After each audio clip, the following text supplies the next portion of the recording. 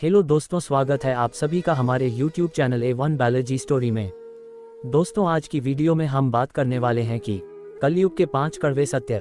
Video शुरू करने से पहले अभी तक आपने हमारे चैनल को सब्सक्राइब नहीं किया तो सब्सक्राइब कर दीजिए और बेल आइकन घंटी ऑन कर लीजिए।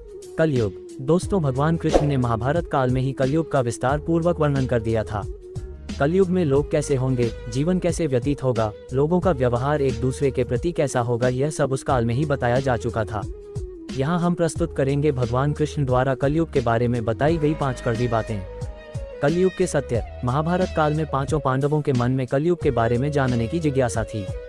उन्होंने श्री कृष्ण से एक बार पूछा कि कलयुग में मनुष्य कैसा होगा, लोगों के विचार कैसे होंगे और मोक्ष प्राप्ति कैसे होगी। ये प्रश्न सुनकर श्री कृष्ण ने 5 पांडवों को वन में जाने को कहा। साथ ही ये भी कहा कि तुम जो कुछ भी वहां देखो उसे मेरे पास आकर विस्तार से बताना। श्री कृष्ण का आदेश पाकर 5 भाई वन गए और कुछ समय बाद वापस आए। तो फिर एक एक कर 5 भाइयों ने वन में जो देखा था वो भगवान कृष्ण को बताया। युधिष्ठिर के प्रश्न। सबसे पहले युधिष्ठिर ने श्री कृष्ण को बताया कि उन्होंने वन में 2 सूंड वाले हाथी को देखा। तब कृष्ण ने कहा कि कलयुग में ऐसे लोग राज करेंगे जो बोलेंगे कुछ और। ये लोग दोनों ओर से शोषण करेंगे। भीम के प्रश्न। उसके बाद भीम ने बताया कि उसने वन में देखा कि एक गाय अपने बच्चे को इतना चाट रही थी कि उस बच्चे का खून निकलने लगा। तब श्री कृष्ण ने इसका अर्थ बताया। श्री कृष्ण ने बताया कि कलयुग का मनुष्य अपने बच्चों से इतना आसक्त होगा कि ऐसी ममता के कारण बच्चों का विकास ही रुक जाएगा। यदि किसी पर पुत्र साधु बना तो सब उसके दर्शन करेंगे, परंतु यदि स्वन्य का पुत्र साधु बना तो माता पिता दुखी हो जाएंगे, रोएंगे कि मेरा पुत्र किस राह पर जा रहा है। कलयुग में लोग बच्चों को मोहमाया और परिवार में ही बांध कर रखेंगे। इस तरह उसका जीवन वही नष्ट हो जाएगा। फिर कृष्ण ने कहा कि तुम्हारे पुत्र तुम्हारे नहीं बल्कि तुम्हारी पत्नियों की अमानत है और पुत्रियां तुम्हारी अमानत है। यह शरीर मृत्यु की अमानत है और आत्मा परमात्मा की अमानत है। अर्जुन के प्रश्न। इसी तरह भीमसेन के बाद अर्जुन ने बताया कि उसने एक पक्षी को देखा जिसकी पंख पर वेद की ऋचाएं लिखी हुई थी, परंतु वो एक मनुष्य का मांस खा रहा था। यह देखकर मैं हैरान हो गया। तब श्री कृष्ण ने बताया कि कलयुग में ऐसे लोग होंगे जिन्हें विद्वान कहा जाएगा, किंतु उनकी मंशा यही होगी कि किसकी जल्दी मृत्यु हो जिससे उसकी संपत्ति को अपना लिया जाए। व्यक्ति का ओहदा चाहे कितना भी बड़ा क्यों ना हो, किंतु उसकी दृष्टि दूसरों की संपत्ति पर ही रहेगी।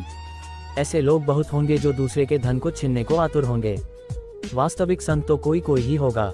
नकुल के प्रश्न। अर्जुन के बाद फिर नकुल ने श्री कृष्ण को वन के बारे में बताया। नकुल ने कहा कि मैंने देखा कि एक भारी चट्टान पर्वत से गिरी और बड़े से बड़े वृक्ष भी उसे नहीं रोक पाए, परंतु एक छोटे से पौधे से टकराकर वह चट्टान वहीं रुक गई। तब इसका अर्थ बताते हुए श्री कृष्ण ने कहा कि कलयुग में मनुष्य की बुद्धि क्षीण होगी, उसका जीवन पतन होगा और इस पतन को धन या सत्ता के वृक्ष रोकने में सक्षम नहीं होंगे, किंतु हरिनाम रूपी एक छोटे से पौधे से मनुष्य का जीवन पतित होने से रुक जाएगा। हरि कीर्तन से मनुष्य की बुद्धि प्रबल होगी। सहदेव के प्रश्न। अपने 4 भाइयों की तरह सहदेव ने भी भगवान कृष्ण से वन की बात बताई। सहदेव ने बताया कि उसने वन में अनेकों कुएं देखे, जिनमें से केवल बीच का कुआं खाली था जो कि सबसे गहरा था। कृष्ण ने सहदेव को इसका अर्थ बताते हुए कहा कि कलयुग में धनी व्यक्ति अपने शौक के लिए पुत्री विवाह में, उत्सवों में बहुतायत में धन खर्च करेंगे, परंतु यदि किसी भूखे को देखेंगे तो उसकी सहायता करने में किसी की कोई रुचि नहीं होगी। इंद्रियों की संतुष्टि, मदिरापान, मांस भक्षण और व्यसन में धन खर्च किया जाएगा। जो लोग ऐसी आदतों से दूर होंगे उन पर कलयुग का नहीं बल्कि परमात्मा का प्रभाव होगा। तो दोस्तों, ये है कलयुग के 5 कड़वे सत्य। वीडियो से कुछ सीख मिली हो तो वीडियो को लाइक करें और चैनल को जरूर सब्सक्राइब करें। जय श्री कृष्ण। राधे राधे।